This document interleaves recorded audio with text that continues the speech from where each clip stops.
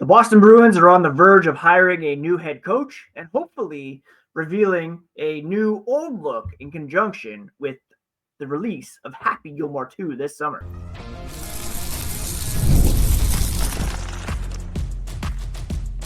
You're Locked On Bruins, your daily podcast on the Boston Bruins, part of the Locked On Podcast Network, your team every day.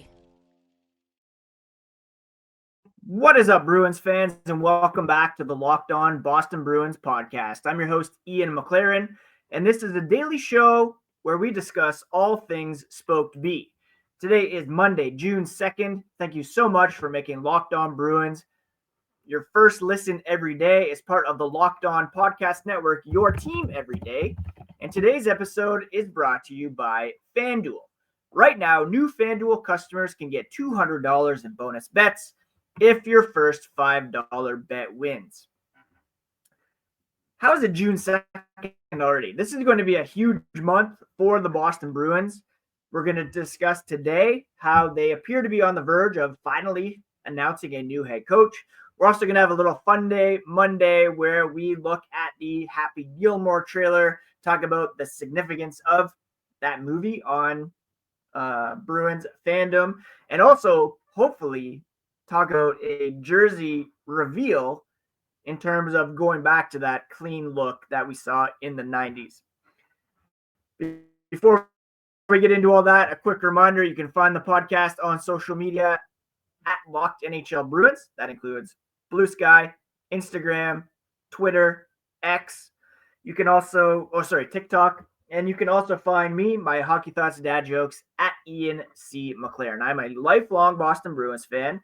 I've been covering this team for various outlets for 20 years now, as well as the NHL as a whole. And I've been hosting this podcast since 2019, if you can believe that. All right, let's begin with the very latest on the head coach search. And this morning, a couple things were announced. First, Pierre LeBrun tweeted, posted, whatever, that expect the Bruins to finish their coaching hire early this week. My understanding, he said, is that they're down to 2 candidates. They did in-person final interviews with candidates last week. And on top of that, on the 32 Thoughts podcast this morning, Elliot Friedman said that Joe Sacco is out in terms of the running for the head coach, and perhaps just altogether. There was some suggestion that when a head coach was announced that maybe he could stay on as an assistant or an associate as he was before, but he's out of the running. And that narrows the list down to a handful of guys that we have been discussing here on the podcast. Everydayers will know that I've long been in on Misha Donskov. He's a longtime NHL assistant with the Stars, systems coach, possibly available after Dallas's elimination at the hands of the Edmonton Oilers last week. Now, there have been no reports in regards to him having interviewed for the job, and unless they snuck something in over the weekend, there's the 4 guys that we've been hearing about quite a bit over the last little bit, and I'll go in order of guys who I am not high on to who I would like to see coaching this team. First, there's former Bruins assistant Jay Leech, who was head coach in Providence, spent a couple years in the Crackin organization, came back and was an assistant coach this past year, and I believe last year as well. He is well familiar with the organization. He was instrumental in developing Jeremy Swayman, Charlie McAvoy, Mason Lohrei. Wouldn't really represent a big shift, however, and would kind of be a bit more of the same in my estimation. Another guy from outside that they're looking at is Jay Woodcroft. He's got NHL experience with Edmonton. He took the Oilers to the conference finals before being replaced by Chris Knobloch, who was Connor McDavid's junior coach. The Oilers have been to the finals in back-to-back years now under Knobloch and kind of stalled under Woodcroft. He does have experience as well as a video coach with the Red Wings when they won the Cup most recently. He's a guy that I could see coming in, but I'm more high on the other two candidates.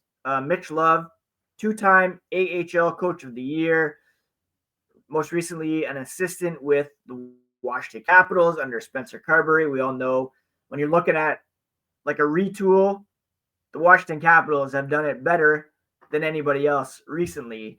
Going from, they made the playoffs 2 seasons ago, but a quick one and done, terrible goal differential.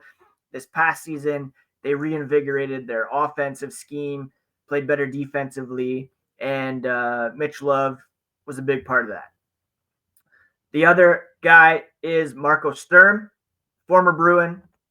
He's a German national head coach, silver medal in 2018, head coach of the Ontario Reign, known for leadership, high hockey IQ, able to relate well to players, and he's been instrumental in developing some young guys in the Kings organization, including Quentin Byfield, Brant Clark, among others. I have been pretty outspoken in saying that I hope either Sturm or Love get the job. There is something to be said, I think, for that second job at the NHL level, which is, I think, why the Bruins are keying in on Jay Woodcroft as a possibility as well. We all know, of course, Bruce Cassidy was very successful with the Bruins. He was let go, immediately hired by the Vegas Golden Knights, won a Stanley Cup. We saw Jim Montgomery fired, quickly gobbled up by the Bruins after he was fired by the Stars. And he led that team to great regular season heights. And then this season, he was fired by the Bruins, took the St. Louis Blues from near last place to a spot in the Stanley Cup playoffs and just narrowly missed beating the Jets by 1.6 seconds in Game 7 there. So maybe Woodcroft, after that learning experience in Edmonton, comes back and is able to learn from that experience and guide the Bruins to greater heights. Having said that, you don't get that experience without first being hired as an NHL head coach. And I would really love to see either Love or Sturm coming in as the head coach. I'm more personally attached to Sturm as a former Bruin. Obviously, great memories of him as a player, but he has put in a lot of work at the AHL level and the international level, and talk about getting the most out of a thin roster. You saw what he did with Germany at the Olympics just 7 years ago. At the same time, though, Love, equally capable, accomplished, and both would signal a big shift for the Bruins where they're bringing in some fresh eyes, which I think this organization needs. If you're maintaining the management group as they have chosen to do, then it would be important to not maintain the status quo by keeping Sacco around. Even hiring Jay Leech isn't very forward thinking, I don't think, even though he's very deserving of the job and he has put in the work, paid his dues. But maybe it's better to have some outside eyes come in and really have a fresh voice to guide some of these younger players and some of the veterans as well to greater heights. So that's the absolute latest on the Bruins head coaching search here as I record on Monday morning. A bit later, getting to it. Went out for breakfast with my parents who were visiting. We have Alexander Barkov winning the Selke Trophy this morning. We're well past the Patrice Bergeron era. This guy is the best defensive forward in the NHL, and that's well deserved as well. Some noise about Marco Rossi. We talked about him last week, whether the Bruins would float the 7th overall pick in a trade for him. Today, though, we're talking about the coach search and Happy Gilmore. New trailer dropped over the weekend, And it reminded me about how great it was to see that Bruins jersey prominently displayed in the original.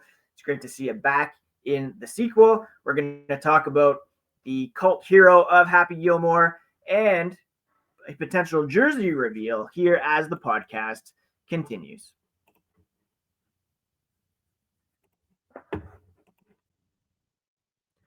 Both the NBA Finals and the Stanley Cup Final begin this week, and there's no better time to get in on the action right now than with FanDuel.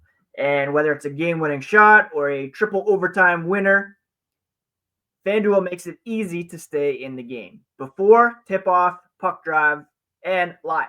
With player props, performance trends, same-game parlays, and more, fans have more ways than ever to play smart and win big. A $200 bonus bet can very much add to the excitement if your first $5 bet wins. All you have to do is go to FanDuel, check the playoff odds, player props for game one in both the NBA and NHL Championship Series, and put $5 down. If you win on your first $5 bet, you will get $200 in bonus bets. It's the perfect time to sign up. Head to FanDuel.com and make every moment more with FanDuel, the official sports betting partner of the NBA.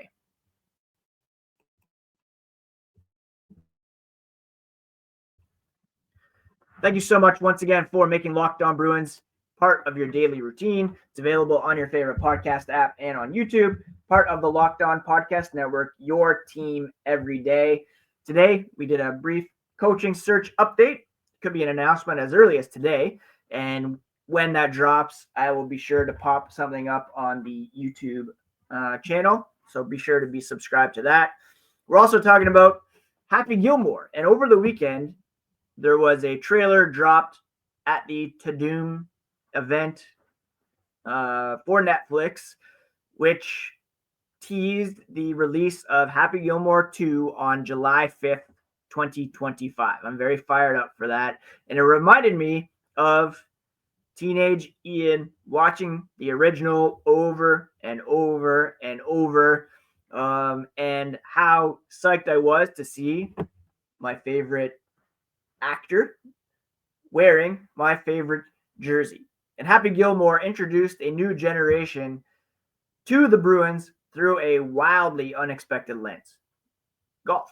The character, of course, wore a Bruins jersey, was an aspiring hockey player, swung a stick, swung his skates, carried the attitude of a big bad Bruin on the green. And for many Gen Xers, millennials like myself, it was an emotional pop culture connection to Bruins culture. There was those blue-collar roots, fierce loyalty, unapologetic passion, maybe a bit of a short temper as well. And it was all grounded in Adam Sandler's New England roots. Of course, he's a Manchester, New Hampshire kid. He is also a Bruins or Boston sports fan, and his humor and his energy align perfectly with the Boston Bruins fan base. And his style of play has been reflected on the ice as well. Like, he might be a golfer by trade, Happy, but emotionally, he's a Bruin through and through. You can look at guys like Brad Marchand, emotional, relentless, thrives on being underestimated. Go even further back in the day, Terry O'Reilly, the protector, the enforcer, the soul of the team. More recently, maybe you look at a guy like Charlie McAvoy, intense, skilled, always playing with purpose, a nice, sensitive guy off the ice. But when you get on the ice, we all saw what he did at the Four Nations face-off, representing Team Canada. Injured, he gets out there and he is just popping Connor McDavid, Sidney Crosby like nobody's business. Happy Gilmore, the only guy to ever take off his skate and try to stab somebody. An exaggerated, hilarious encapsulation of Bruins toughness, or reminiscent of flipping Mike Milbury going out into the stands and actually mixing it up with fans. Would that fly in today's NHL? No.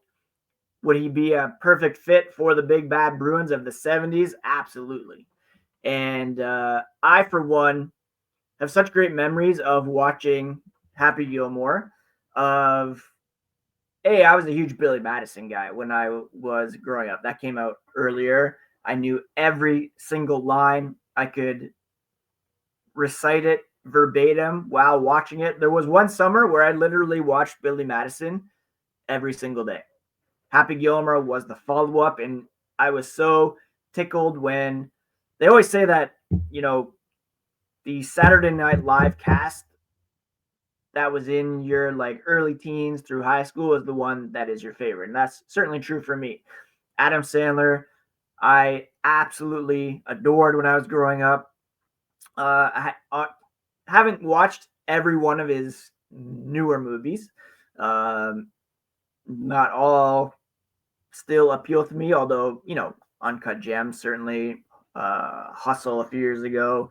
I'm very much looking forward to Happy Gilmore too.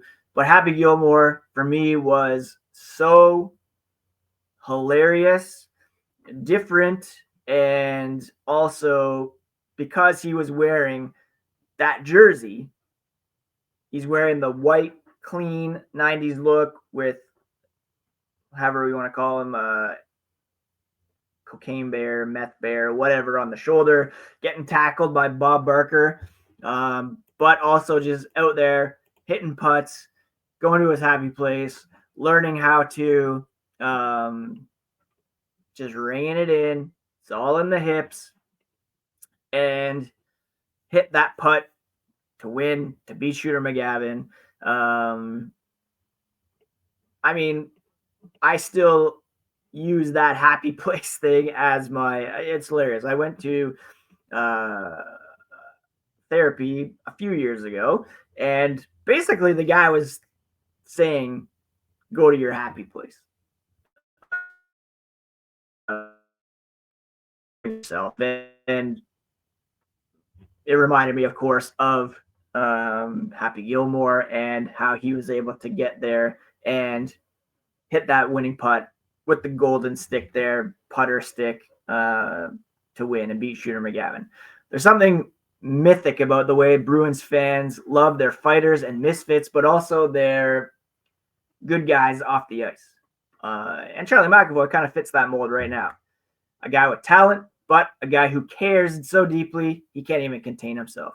Even with his flaws, quick temper, reckless decisions, it's part of the charm, right? Bruins legends aren't saints.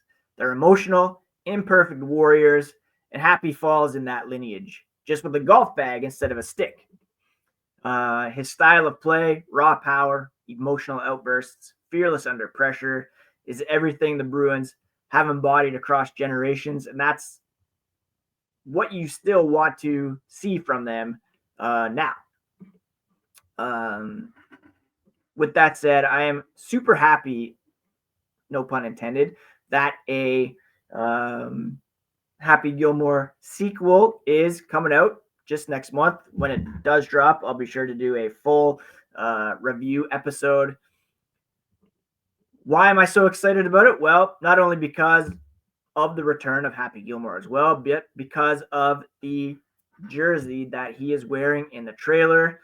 And coming up, I'm going to talk about why I very much hope this movie coincides with an official jersey reveal that takes the Bruins back to that clean 90s look.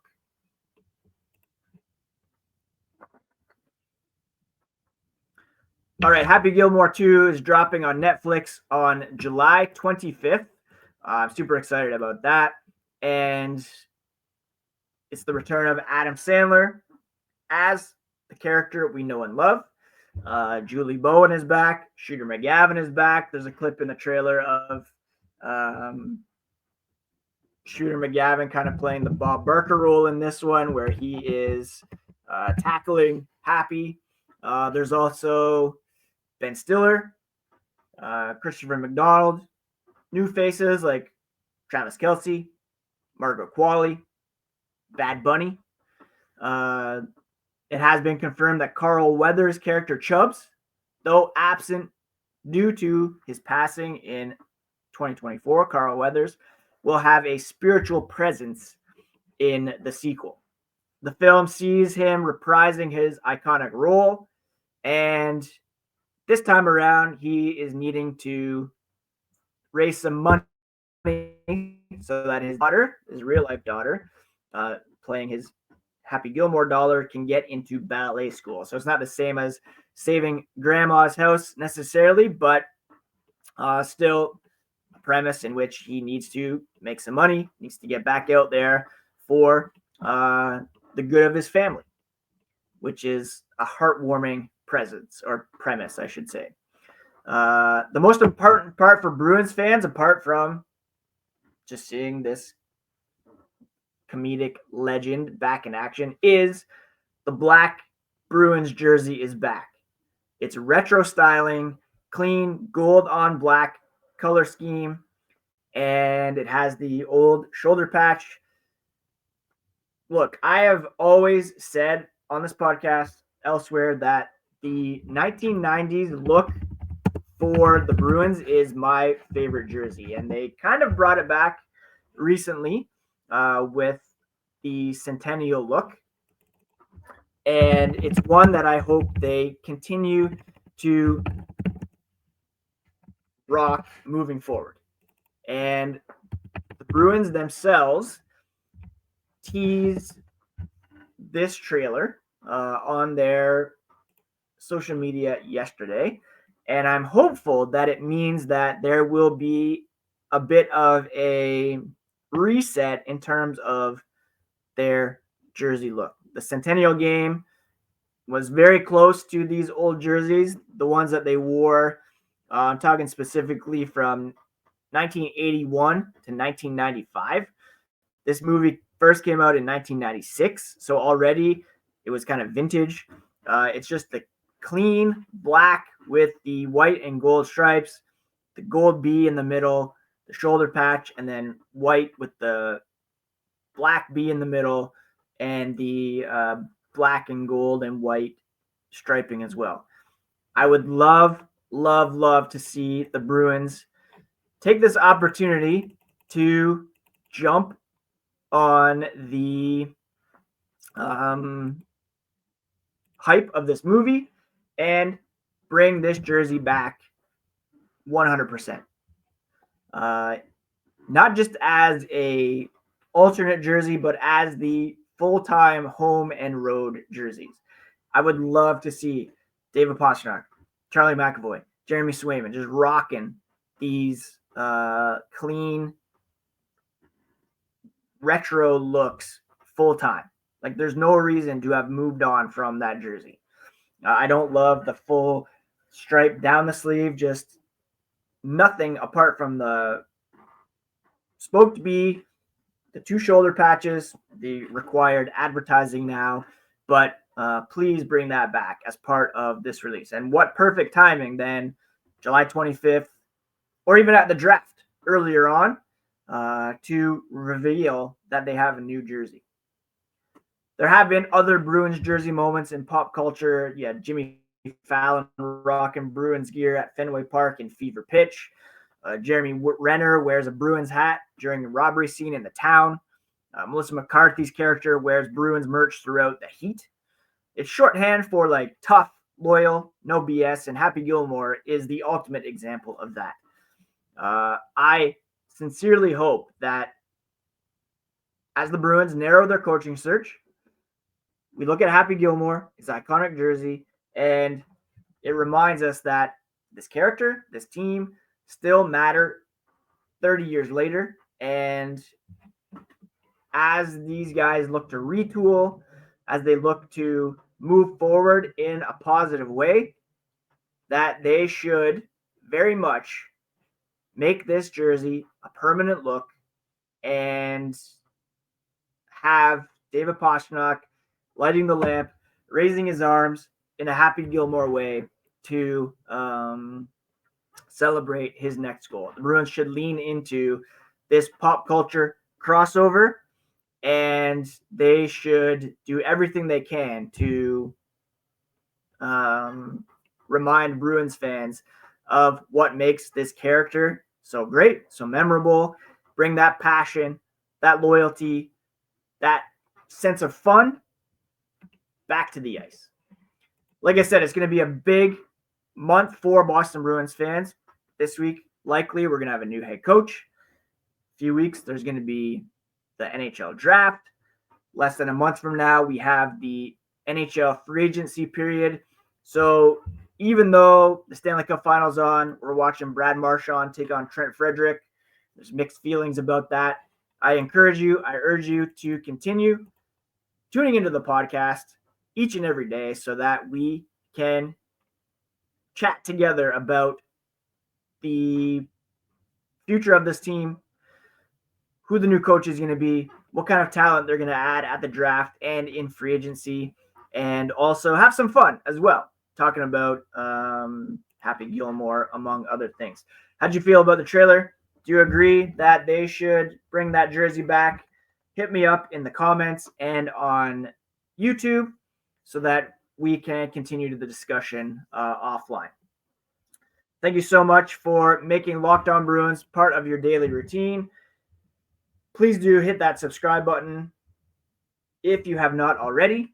Check out the Locked On NHL Game Night podcast next. Every game, every night, until a Stanley Cup champion is crowned. You can find it on the NHL Locked On NHL YouTube feed or wherever you listen to podcasts.